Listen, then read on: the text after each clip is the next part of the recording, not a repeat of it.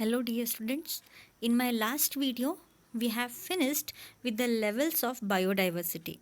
In that, we have seen the biodiversity can be classified under three levels. First was genetic biodiversity, second was species biodiversity, and third was ecosystem biodiversity. So today we are going to be starting with the next part, that is how many number of species are present on this earth. Now this is a very critical issue wherein we are going to know how many species are present on our earth. What are species once again?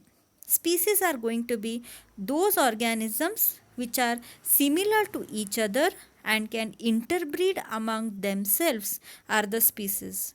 For example, human beings belong to one species, Homo sapiens, mango, Mangifera indica, or you can take your rice or Rhiza sativa. So these are going to be the species. So in that manner, how many different species are present on our earth we are going to be seeing.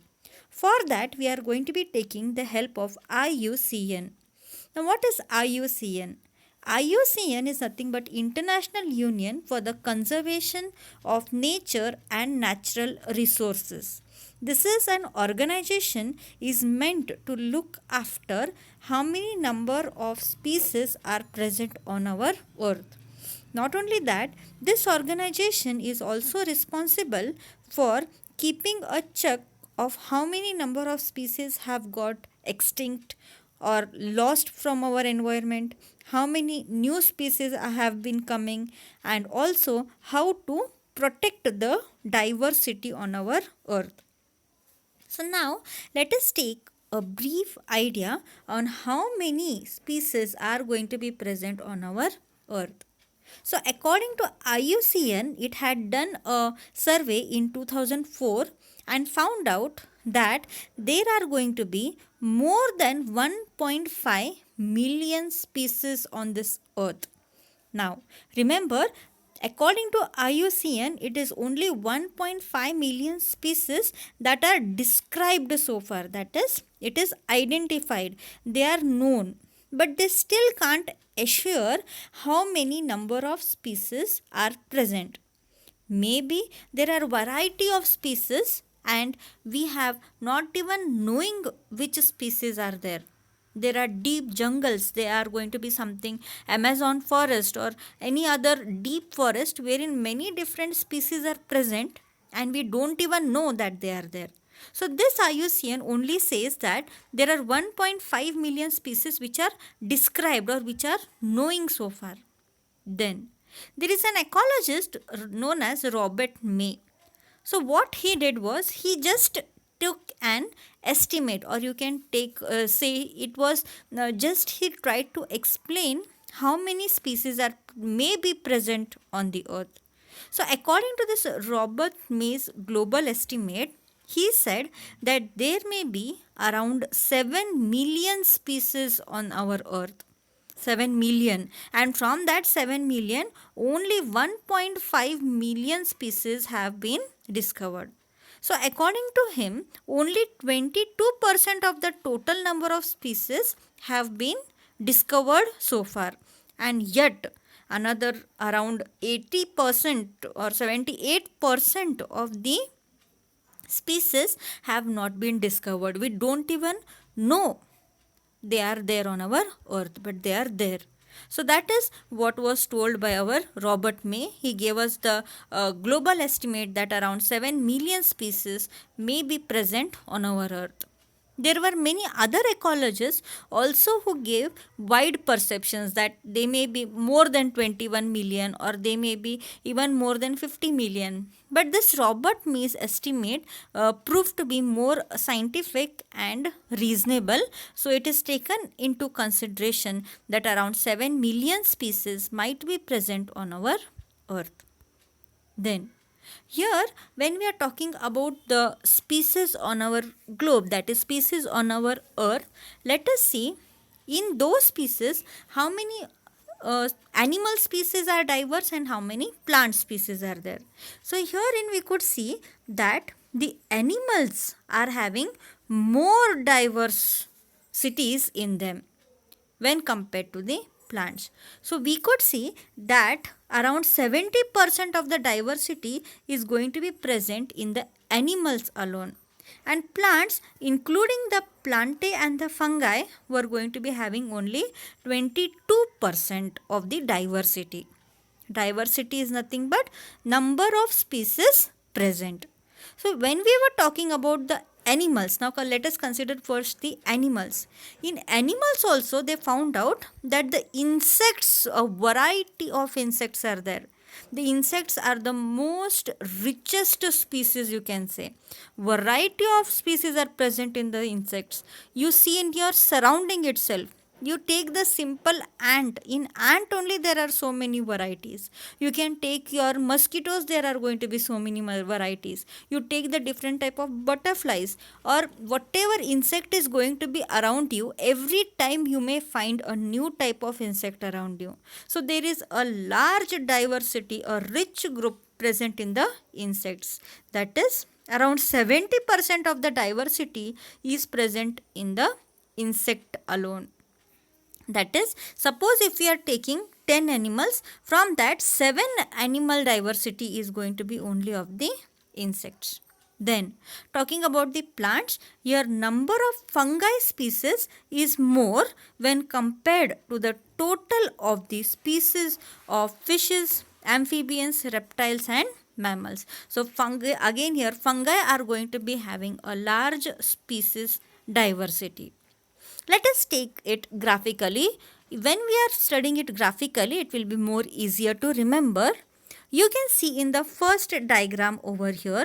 So here you can see, here they have given us about the comparison of the invertebrate diversity. In the invertebrates, as you can see, the insects are ruling. The insects are having the largest diversity when compared to the other mollusks, crustaceans or any other animal groups. Coming to the vertebrates, in vertebrates they can see that fishes are going to be having a larger diversity when compared to mammals, birds, reptiles and amphibians. Then coming to the third diagram, in the plants you can see that in the plants you can see that the fungi is going to be having the largest diversity, then the angiosperms is going to be having, and rest all are going to be there in smaller species diversity. So here in the last point what they have mentioned is the number of fungi species, that is this number of fungi species is more than the total number of fishes, then the total number of your amphibians, the total number of your reptiles and mammals. So suppose if you are going to be taking so much area, if you are going to be taking, this much is going to be the diversity of the fungi alone. So that is how much variety of species are going to be present in the fungi alone.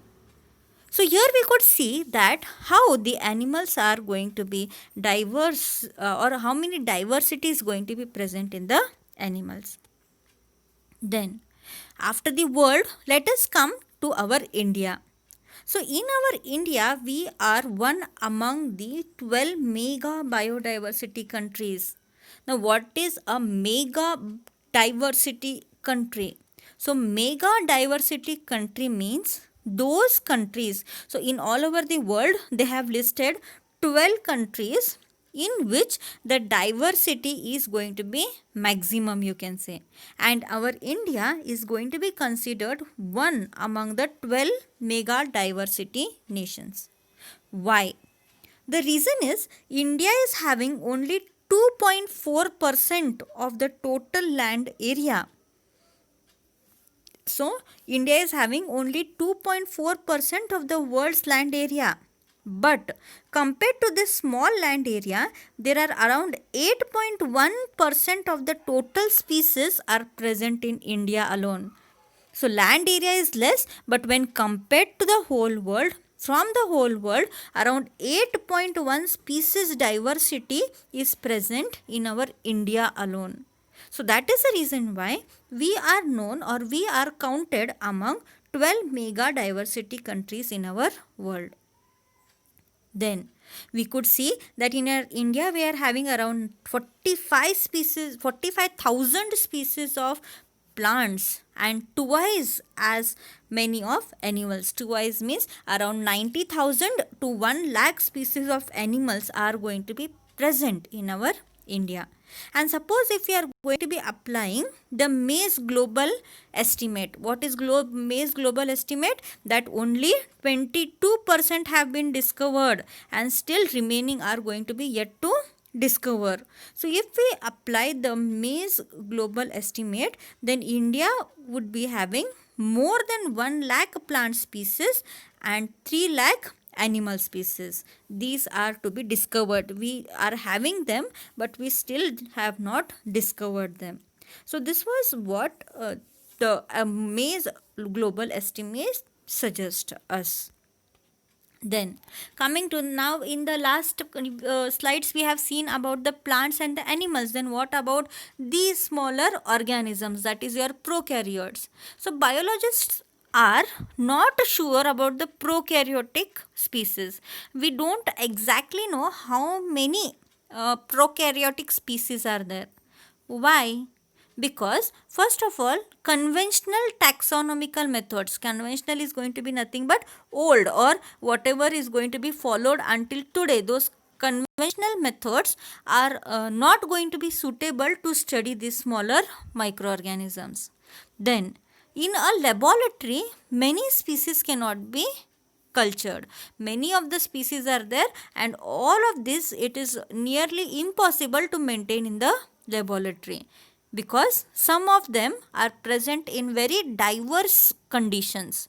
They prokaryotic need a very peculiar conditions, and all those conditions cannot be provided in the laboratory, and hence they cannot be grown. So as a result, we exactly don't know how many prokaryotic species are present on our earth.